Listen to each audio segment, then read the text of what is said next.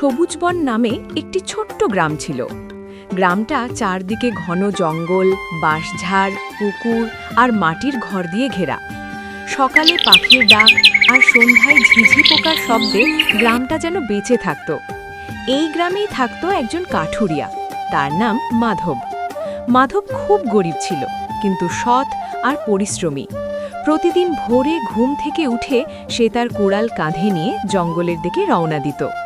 তার ঘরে ছিল স্ত্রী মালতী, 10 বছরের ছেলে টুনু আর 7 বছরের মেয়ে ঝিলি। মাধবের ঘরটা ছিল কাঁচা, চালের ছাউনি দেওয়া। বৃষ্টি হলে মাঝে মাঝে পানি চুইয়ে পড়ত। তবুও এই ছোট ঘরেই হাসি কান্না, ভালোবাসা আর স্বপ্নে ভরা ছিল তাদের জীবন। এই নাও, একটু ভাত আর আলু ভাজি খেয়ে যাও, জঙ্গলে অনেক কষ্ট করতে হবে। মাধব হাসি মুখে বলতো। এইটুকুই যথেষ্ট, তোমরা ভালো থাকলেই আমি শক্তি পাই। টুনু তখন বলতো, বাবা, আজ কি আমাকে কাঠ কাটতে শিখাবে? মাধব মাথায় হাত রেখে বলতো, বড় হলে শিখবে, এখন পড়াশোনা শেখাই তোমার কাজ। ঝিলি মুচকি হেসে বলতো, বাবা, জঙ্গল থেকে ফুল নিয়ে এসো। মাধব হাসতে হাসতে বলতো, ঠিক আছে, আমার রাজকন্যার জন্য ফুল আনবো। মাধব জঙ্গলে গিয়ে কখনো লোভ করত না। সে শুধু শুকনো আর পুরনো গাছ কাটত। গ্রামের মানুষ জানত মাধব কখনো প্রকৃতিকে কষ্ট দেয় না। একদিন জঙ্গলে কাঠ কাটতে কাটতে সে দেখতে পেল একটা ছোট হরিণ ফাঁদে আটকে আছে, পা থেকে রক্ত ঝরছে। মাধব সঙ্গে সঙ্গে কুড়াল ফেলে দিল। সে বলল, ভয় পেও না, আমি আছি। ধীরে ধীরে সে হরিণটাকে মুক্ত করল। হরিণটা কষ্টে তাকিয়ে রইল, তারপর জঙ্গলের ভেতরে দৌড়ে চলে গেল। মাধব মনে মনে বলল, জঙ্গল আমাদের রুটি দেয়, আমরাও তাকে রক্ষা করব। 1 বছর বৃষ্টি খুব কম হলো। জঙ্গলে কাঠ কম পাওয়া যেতে লাগলো। বাজারে কাঠের দামও পড়ে গেল। মাধব অনেকদিন ঠিকমতো কাজ পেল না। একদিন সন্ধ্যায় সে খালি হাতে বাড়ি ফিরল। মালতী কিছু না বললেও চোখে চিন্তার ছাপ স্পষ্ট ছিল।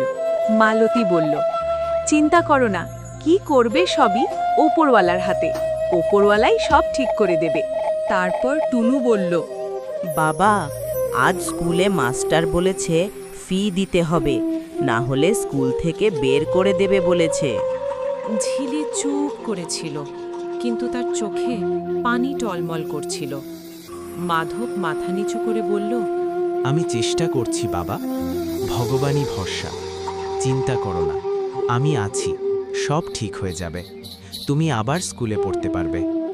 সেই রাতে মাধব ঘুমাতে পারছিল না। হঠাৎ সে স্বপ্ন দেখল এক বুড়ো মানুষ তাকে বলছে, সৎ থাকলে কখনো খালি হাতে ফিরতে হয় না। পরদিন সকালে মাধব সিদ্ধান্ত নিল সে জঙ্গলের গভীরে যাবে, যেখানে কেউ যায় না।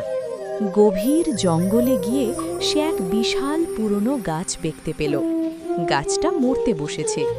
মাধব বলল, এই গাছ কাটলে অনেক কাঠ পাওয়া যাবে, কিন্তু এটা কি ঠিক হবে?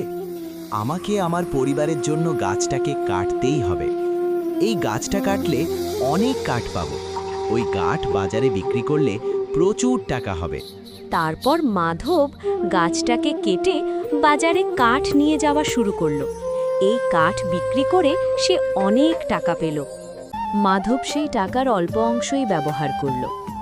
টুনুকে আবার স্কুলে ভর্তি করালো, ঝিলির জন্য নতুন জামা কিনল, মালতীর জন্য ওষুধ আনল, নিজের ঘরটা মেরামত করল।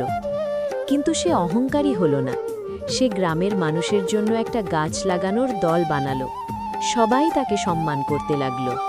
তারপর একদিন টুনু বলল, বাবা, তুমি ধনী হয়ে গেছো, তবুও কাঠ কাটো কেন?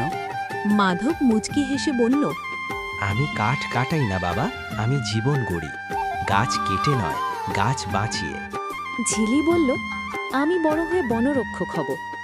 মালতী চোখ মুছে বলল, এইটাই তো আমাদের আসল ধন।